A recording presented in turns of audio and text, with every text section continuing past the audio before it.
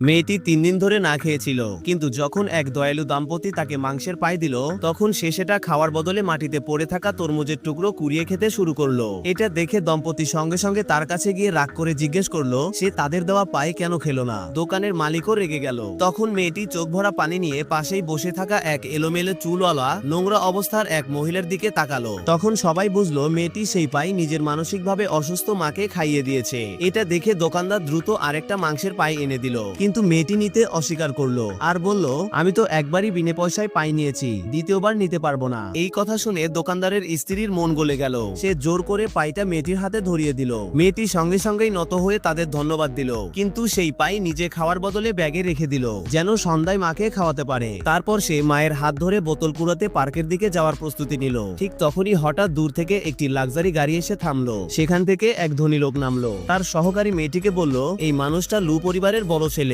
আর এই শহরের সবচেয়ে বড় দানশীল ব্যক্তি। তুমি চাইলে তোমার কষ্টের কথা তাকে বলতে পারো। কিন্তু মেয়েটির মা লোকটার মুখ দেখেই হঠাৎ মাথা চেপে ধরে হাঁটু গেড়ে বসে পড়লো, কারণ সেই মানুষটাই আসলে তার হারিয়ে যাওয়া স্বামী। 7 বছর আগে দুজন একে অপরকে ভীষণ ভালোবাসতো, কিন্তু যখন ছেলে তার আসল পরিচয় বলতে যাচ্ছিল, তখনই হঠাৎ সে গুরুতর অসুস্থ হয়ে কোমায় চলে যায়। চিকিৎসার খরচ জোগাড় করার জন্য মেয়েটির মা সেই সময় গর্ভবতী হয়েও দিনে খাটুনি আর রাতে ডেলিভারির কাজ করত। কষ্টে কষ্টে সে অপারেশনের টাকা জোগাড় করলো, কিন্তু ততদিনে রোগীর অবস্থা খুব খারাপ হয়ে গেছে। ডাক্তাররা বলল এখন শুধু বোন ম্যারো ট্রান্সপ্ল্যান্ট হলেই বাঁচানো সম্ভব। একটুও দেরি না করে সেই নারী নিজের বোন ম্যারো দান করতে রাজি হলো। গর্ভবতী হওয়ায় তার জন্য ঝুঁকি অনেক বেশি ছিল, তবুও সে অসহনীয় যন্ত্রণা সহ্য করে বোন ম্যারো দান করলো। কিন্তু যখন ছেলেটি সুস্থ হয়ে উঠলো, তখন তাকে বলা হলো তার প্রেমিকা আর বেঁচে নেই। এটা শুনে সে ভেঙে পড়লো। তার বাবা ছেলেকে ঘর থেকে বের করে দিলেন। কেউই খেয়াল করেননি সেই সময় আসলে ওই নারীর আঙুল সামান্য নড়েছিল।